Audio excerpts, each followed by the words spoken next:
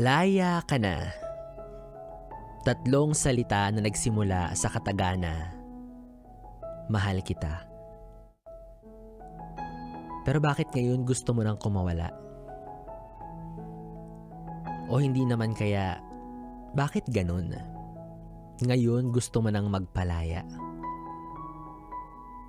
Bibi, sa tingin ng karamihan, ang sagot sa pagkakasakal, paghihirap, at pagtatapos ng pagtsatsaga ay ang paglaya. Hindi lahat ng kalayaan masaya. May uri ng kalayaan na may kalakip na kalungkutan, lalo na kung gusto mo pa rin sana yung manatili. Pero binubuksan na ang pinto na para bang sinasabi sa'yo na makakalabas ka na. Kasi hindi na tayo masaya. May uri rin naman ng paglaya na kahit mabigat, kahit masakit at malungkot, kailangan tanggapin.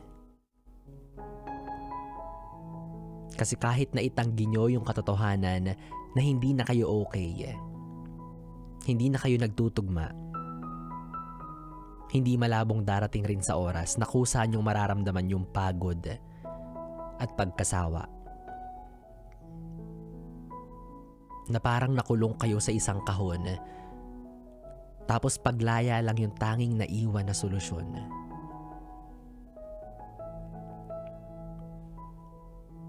Kaya kung kasalukuyan kang nasa sitwasyon na hindi mo na alam ang dapat gawin,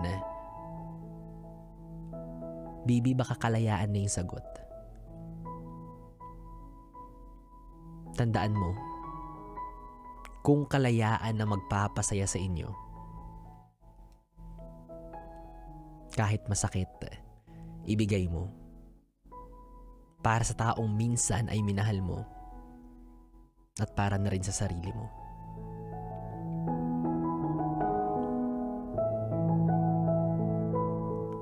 Bibi, kung nakaka-relate ka, ilabas mo yan, huwag kang mahiya. I-share mo ang iyong kwentong paglaya at isend mo yan sa aking Facebook Messenger, DJ Biboy Bibo, DJ BIBOY BIBO, at maya-maya sabay-sabay natin yung pakinggan at pag-usapan. Pero sa ngayon, sabayan mo muna ang nakakalumbay na kanta para sa taong mahal mo, na hangad mo ang kasiyahan, kaya binigyan mo ng kalayaan. Here's Moira De La Torre with their song, Malaya. Muli akong Bibi mo sa radyo, DJ Biboy Bibo. Pwede mong makatabi hanggang mamayang alas 12 para sa ating Bibi Time. Dito pa rin sa 101.1, yes, the best.